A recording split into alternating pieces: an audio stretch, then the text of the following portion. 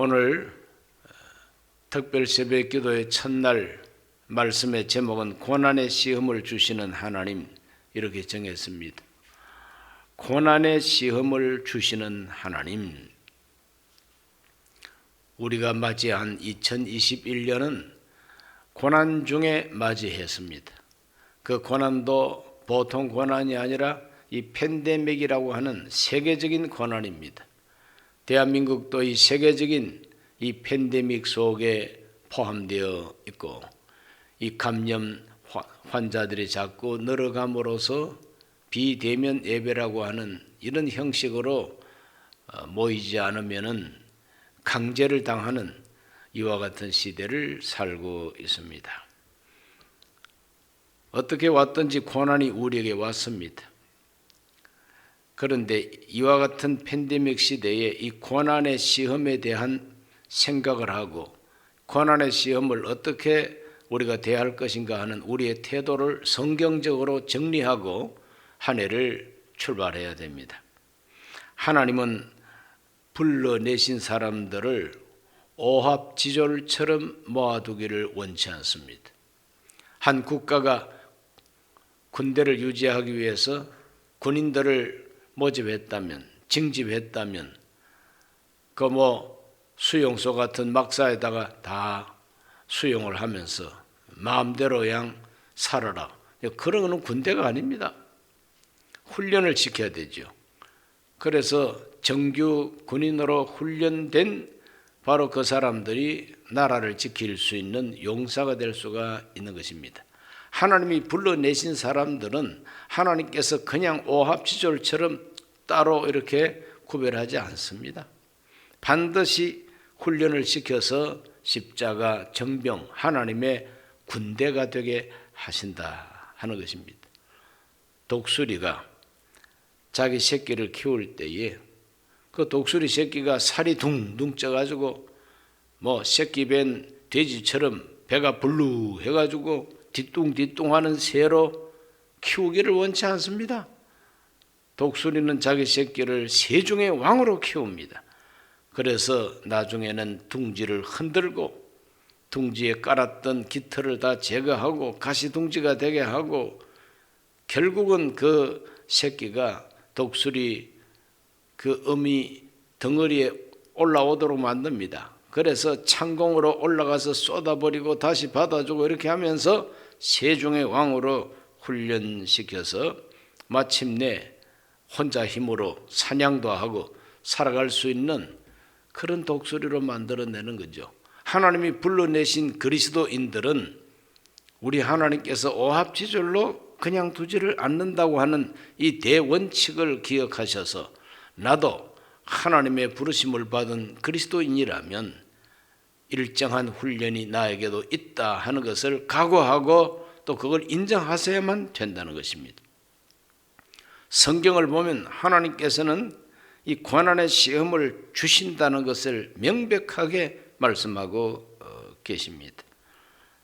히브리서에 보면은 아버지의 채찍질이 나옵니다. 아버지의 채찍질이라고 하는 것이 나옵니다. 하나님은 받으시는 아들마다 채찍질 하신다 그랬어요. 하나님이 채찍질을 할 때에 죽으라고 때리는 것이 아니라 어느 정도 고통을 가함으로 어느 정도 고난을 줌으로 말미암아 견딜 힘을 기르게 하십니다.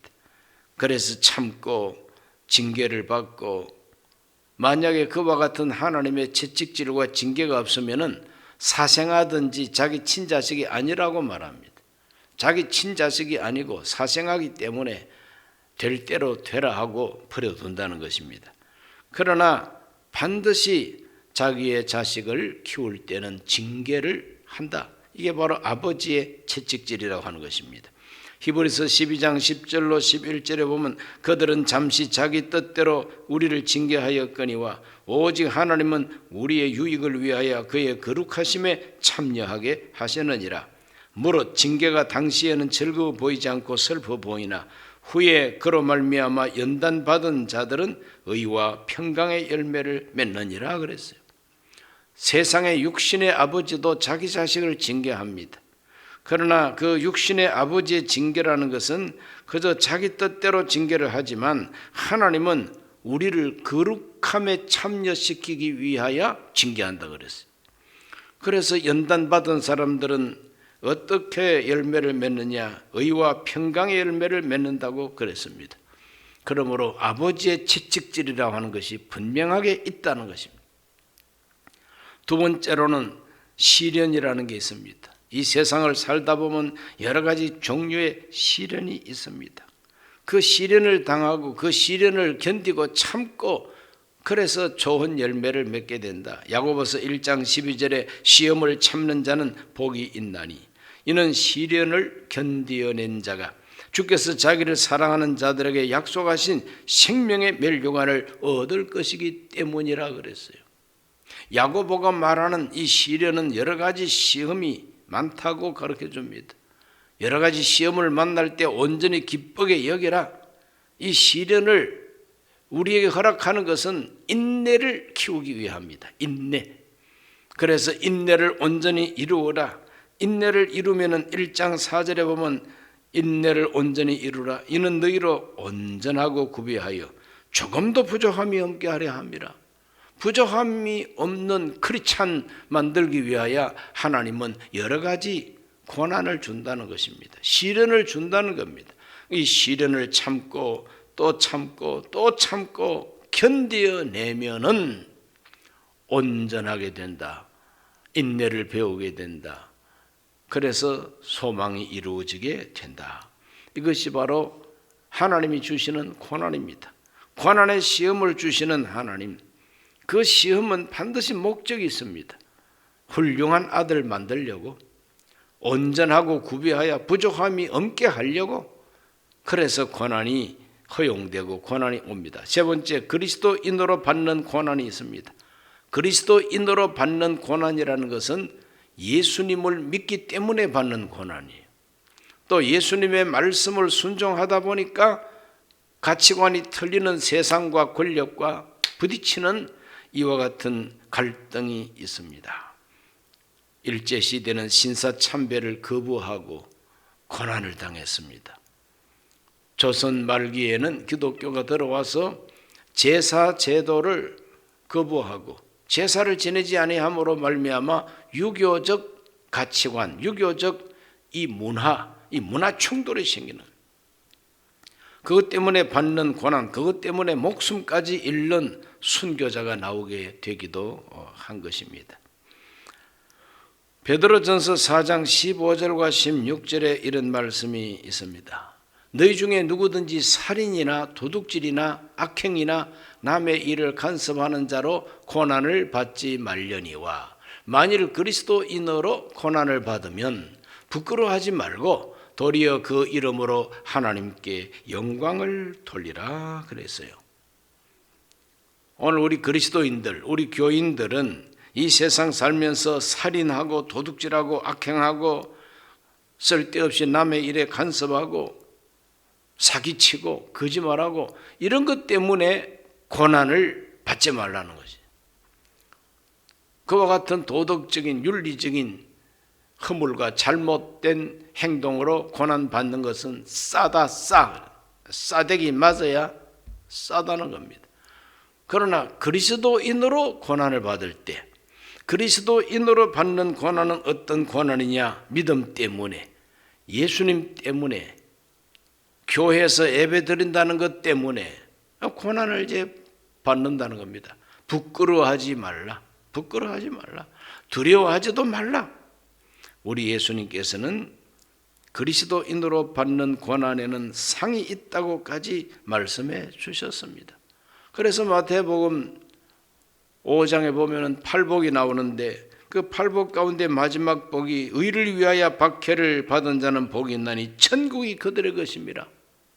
나로 말미암아 너희를 욕하고 박해하고 거짓으로 너희를 거슬러 모든 악한 말을 할 때는 너희에게 복이 있나니 하늘에서 너희 상이 큼이라. 너희 전에 있던 선지자들도 이와 같이 박해했느니라 그랬어요. 그러므로 기독교인으로서 믿음의 사람으로서 받는 이 박해는 옛날이나 지금이나 원리가 똑같다는 겁니다. 거짓으로 너희를 거슬러서 악한 말을 하고 박해를 가한다는 거죠. 거짓으로, 다 거짓입니다. 그냥 오늘 이 시간도 거짓으로 교회를 음해하고 거짓으로 교회를 부정적으로 선동하는 세력들이 지금도 대한민국에 있습니다. 텔레비전을 통해서, 신문 기사를 통해서 여론을 함부로 조성해서 교회가 마치 코로나의 온상인 것처럼, 그래서 방역법을 조금이라도 위반하면은 이거는 반국민적인, 다른 사람들을 죽이려고 하는 살인 의도가 있다고까지 이렇게 매도를 합니다. 이 거짓이죠. 거짓으로 거슬러서 악한 말을 하고 거짓으로 거슬러서 우리를 박해하고 괴롭히는 것, 이런 것이 다 그리스도인으로서 받는 고난이다 이 말입니다.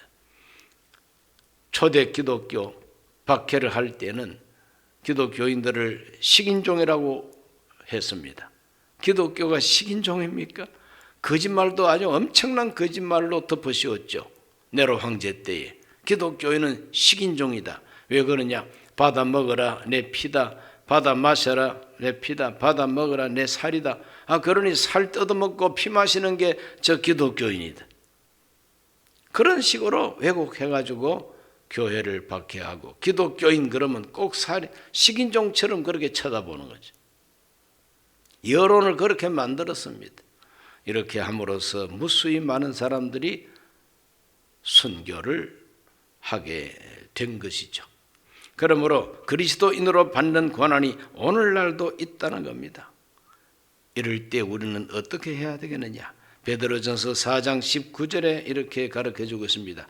그러므로 하나님의 뜻대로 고난을 받는 자들은 또한 선을 행하는 가운데 그 영혼을 미쁘신 창조주께 의탁할지어다. 고난을 받아도, 욕을 먹어도 맞대놓고 욕하지 말고, 악을 악으로 욕을 욕으로 갚지 말고 오히려 선을 행함으로 대하고 영혼을, 미쁘신 창조주 하나님께 내 영혼을 의탁하라, 맡겨라는 것입니다.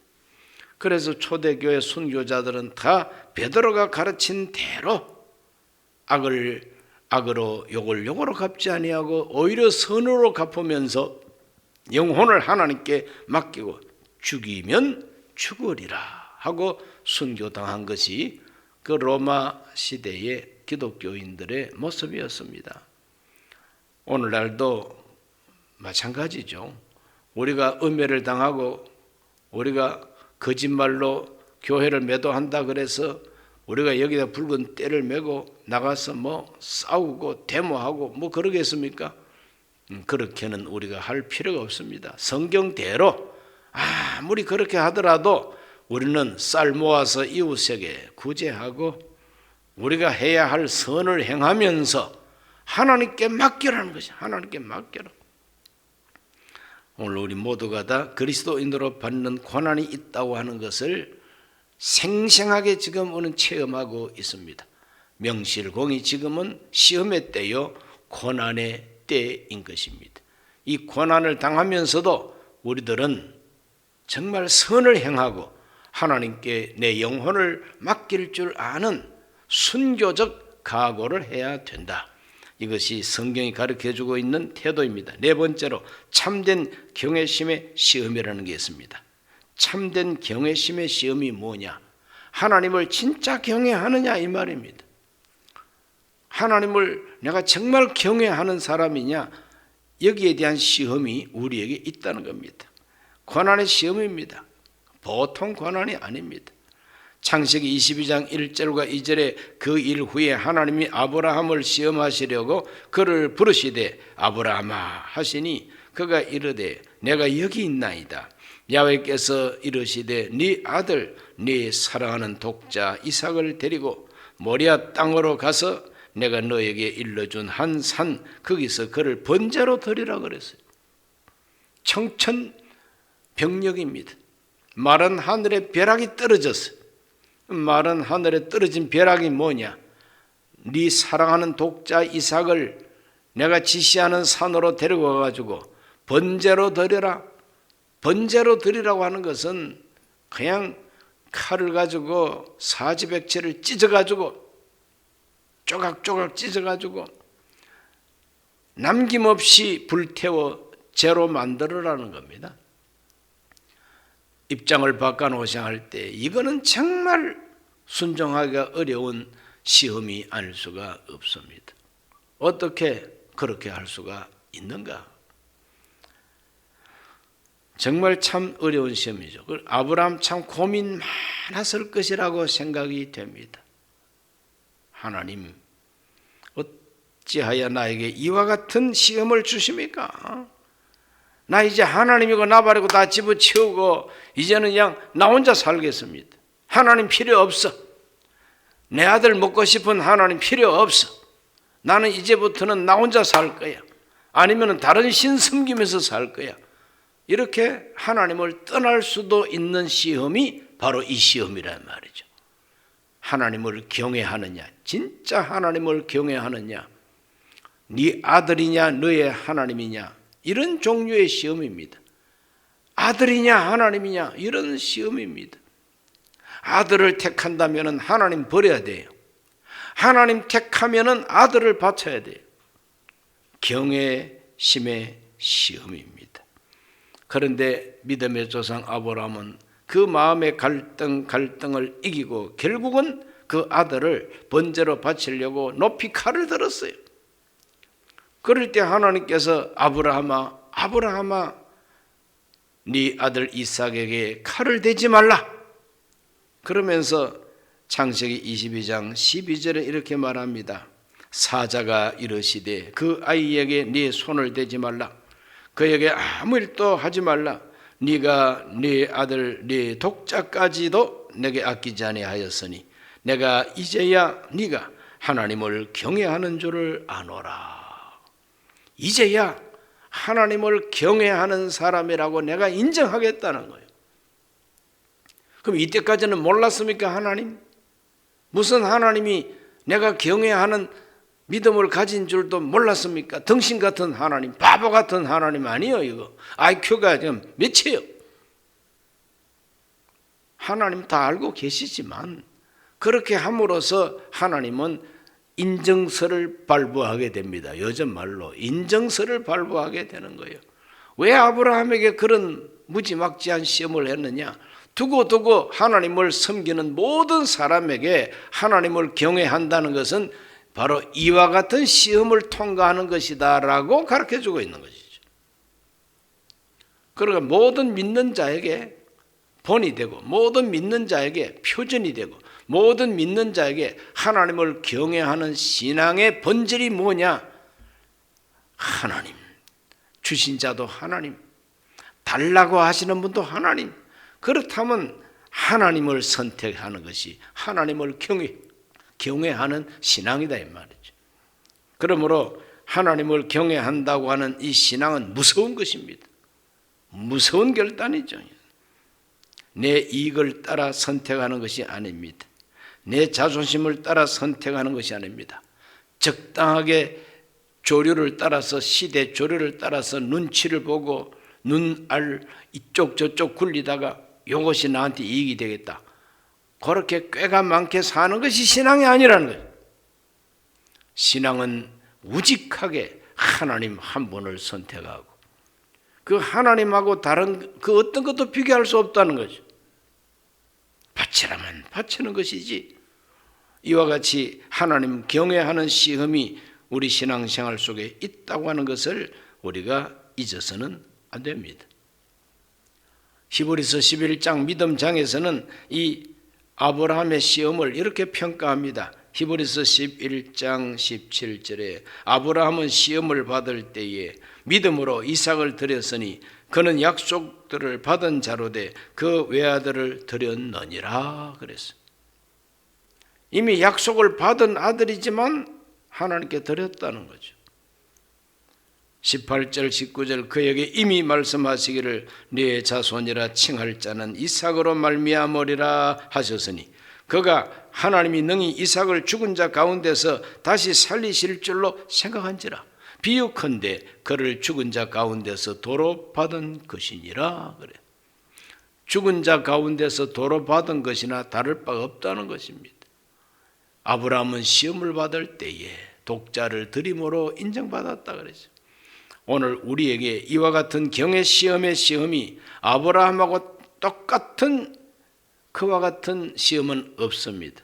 뭐 지금 집에 있는 애 잡아 바치라고 그런 시험은 없어요. 그러나 내가 소중하게 여기고 내가 귀중하게 여기는 거, 그걸 내가 하나님 앞에 희생할 수 있느냐? 하나님이 그거 내놓아라 그럴 때 드릴 수가 있느냐? 이런 것을 우리가 한번 자기에게 비교해 볼 때에 내 경외심이 어느 정도인가 우리가 가늠할 수가 있겠죠. 하나님은 고난의 시험을 주십니다. 그러므로 경외심을 시험할 때 그 마음의 갈등과 그 고난, 마음의 고난이 얼마나 심각합니까? 이제 그런 고난을 이길 때에 하나님은 이제야 네가 나를 경외하는 줄 인정하노라. 하나님이 인정하신다. 다섯 번째, 떡이냐 말씀이냐 하는 시험이 있습니다. 떡이냐 말씀이냐 하는 시험. 오늘 읽은 이 본문에 떡이냐 말씀이냐 하는 시험이 있습니다. 신명기 8장 2절로 3절, 네 하나님 야훼께서 이 40년 동안에 너에게 광야길을 걷게 하신 것을 기억하라.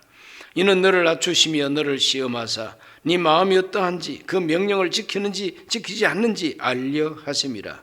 너를 낮추시며 너를 줄이게 하시며 또 너도 알지 못하며 내 조상들도 알지 못하던 만나를 너에게 먹이신 것은 사람이 떡으로만 사는 것이 아니요 야훼 입에서 나오는 모든 말씀으로 사는 줄을 너희가 알게 하려 하심이니라. 떡이냐 말씀이냐? 사람이 떡으로만 사는 것이 아니다. 하나님 입에서 나오는 말씀으로 사는 줄을 알게 하기 위하여 40년 광야길을 걷게 하셨다는 것. 가나안 땅은 애굽 땅하고 가깝습니다. 사실은 아주 가까워요.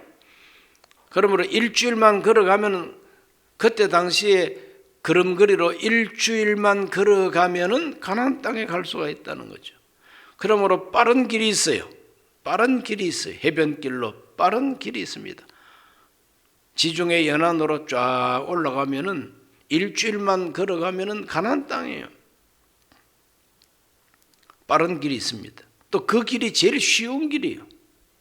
경치도 좋고 수평선, 새파란 수평선, 그거 바라보면서 가나안 땅에 양 룰루랄라 하고 갈 수가 있어요. 그런데 하나님은 그 쉬운 길, 빠른 길, 그걸 하나님은 차단하시고 오히려 광야길로, 황해 바다가 가로막고 있는 길로, 불뱀이 있는 길로 인도하셨는데 그것도 40년이나 일주일만 가면 되는 길을 40년을 걷게 하셨다는 거죠. 여기서 우리가 분명히 알아가야 될 게 뭐냐? 쉽게 가는 것이 정도가 아니다. 빠르게 간다고 정도가 아니다. 우리 한국 사람의 특징이 빨리빨리 문화 아닙니까? 빨리.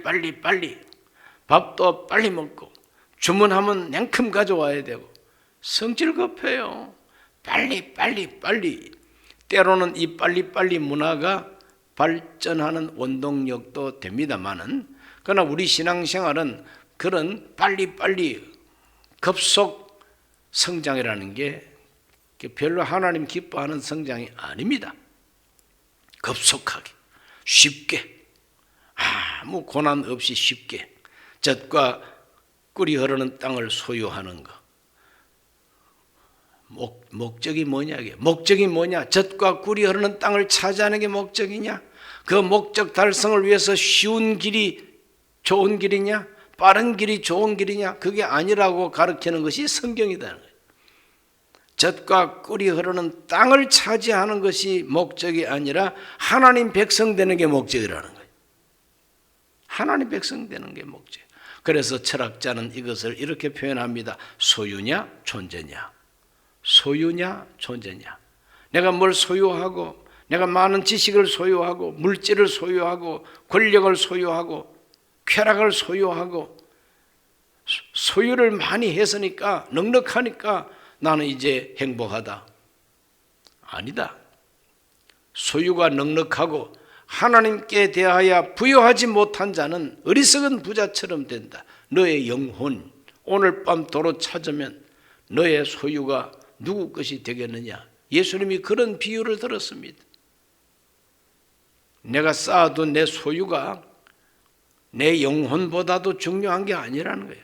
내 영혼이 오늘 밤이라도 하나님께 불려가면 어떻게 될 것인가? 그건 바로 존재의 문제라. 내 존재가 하나님의 자녀가 되어야 되는 게 중요하다. 내 존재가 하나님께 속한 자가 되어야 된다는 거예요. 하나님은 떡이냐 말씀이냐 시험을 주시는 것입니다. 그래서 쉬운 길로 인도하지 아니하고 빠른 길로 인도하지 아니하고 광야길로 인도해서 줄이게 하시고 목마르게 하시고 배고프게 하시고 하나님 말씀을 불순종하면 불뱀이 와서 막 물고 늘어지고 땅이 갈라지고 죽고 엄청난 훈련을 하나님께서 시키는 것이죠. 왜? 떡으로만 사는 것이 아니요 하나님의 입에서 나오는 말씀으로 사는 줄을 알게 하려 하심이라. 신명기 8장 16절은 말합니다. 네 조상들도 알지 못하던 만나를 광야에서 너에게 먹이셨나니 이는 다 너를 낮추시며 너를 시험하사 마침내 너에게 복을 주려 하심이었느니라. 따라하십시다. 너를 시험하사 마침내 복을 주려 하심이라. 하나님은 시험하시는 하나님이죠. 고난의 시험을 주시는 하나님. 떡이냐 말씀이냐 선택의 시험을 주시는 하나님이에요. 그래서 말씀을 선택할 때에 하나님은 마침내 복을 주신다는 거죠. 그럼 마침내 주시는 그 복이 최후의 목적이 아니에요. 그것은 하나의 정말 참 하나님의 위로인 것입니다. 그 자녀에게 주시는 하나님의 선물인 것이죠. 하나님의 목적은 말씀으로 사는 백성을 만드는 것이 하나님의 목적이에요.